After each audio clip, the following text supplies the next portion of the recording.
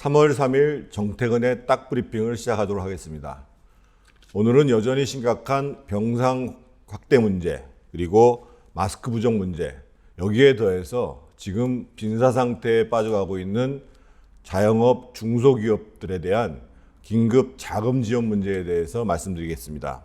어제로 코로나19 사망자가 7명이 늘어서 모두 29명으로 늘어났고 확진자는 총 4,812명에 이르렀습니다. 대구의 누적 확진자 수는 3,000명을 넘었습니다. 그런데 문제는 아직 2,000명이 넘는 환자가 집에 자가 격리되어 있는 상태입니다.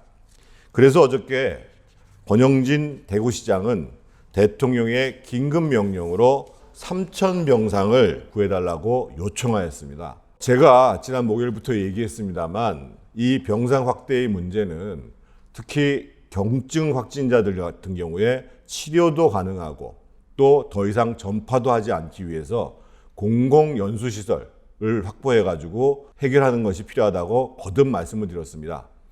3월 1일 정부가 이러한 공공연수시설을 경증 환자의 수용시설로, 수용치료시설로 하겠다라고 발표해서 늦었지만 다행입니다.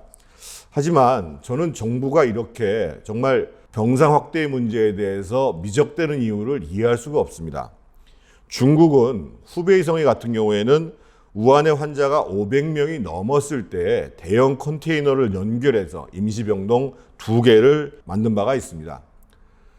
정부에서는 이 문재인 정부는 어떠한 제한도 두지 말고 정책 상상력을 발휘하고 또 국가공권력을 총동원해서 지원 체계를 만들라고 얘기는 하고 있습니다만 제대로 이루어지지 않고 그리고 신속히 이루어지지 않는 이런 상황이 아주 답답하고 여기에 더해서 의료 인력 문제의 확충 문제는 해결이 잘 되고 있지 않을 뿐만 아니라 의료인들이 쓰고 있는 방호복, 마스크 문제도 여전히 어려운 실정입니다.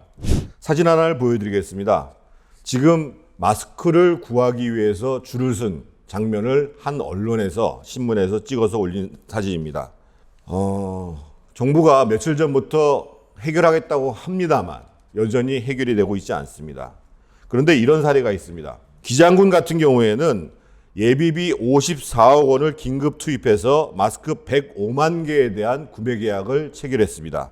그래서 7만 가구에 무상으로 나눠주겠다고 합니다. 실제로 35만 개를 공급받아서 가구당 5개씩 나누어주고 있고 아파트 같은 경우에는 경비실에 일반 자연주택 같은 경우에는 통반장이 각각 직접 배달하고 있습니다. 왜 정부는 이런 생각을 하지 못하는지 저는 이해할 수가 없습니다.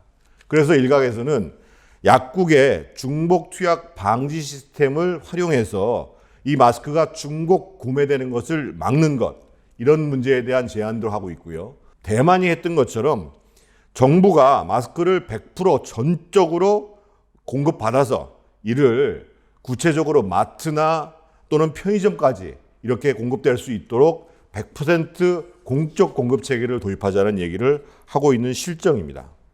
또 한 가지 말씀을 드리겠습니다. 지금 정말 빈사 상태에 있는 중소기업 자영업 문제입니다. 화면에 보이시는 것과 마찬가지로 지금 음식점업, 소매업, 그리고 숙박업, 도매업들을 중심으로 해서 자금 지원 문제가 아주 심각한 실정입니다. 그런데 정부에서는 긴급 자금 지원을 하라고 그런 자금 지원책들을 발표하고 있습니다만 막상 은행 창구에 가면 사정이 달라집니다.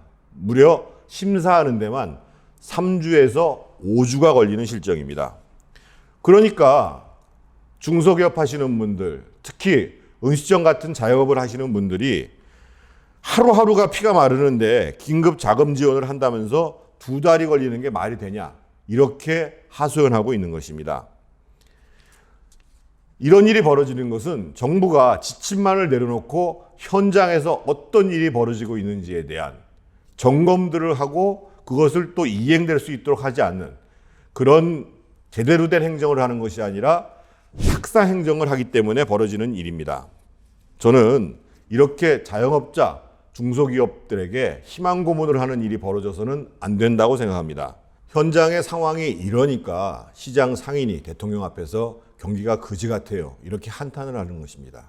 정책 당국자들은 이러한 한탄을 뼈아프게 받아들여야 됩니다.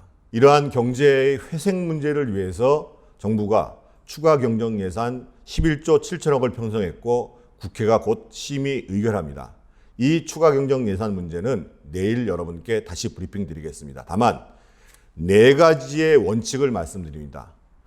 하나는 과감해야 되고, 또 한 가지 신속해야 되고, 세 번째로는 정말 창의력이 제대로 발동돼야 되고, 무엇보다도 꼭 필요한데 써야 된다는 이 4가지 원칙만 말씀드리겠습니다. 정태근의 딱 브리핑 마치겠습니다.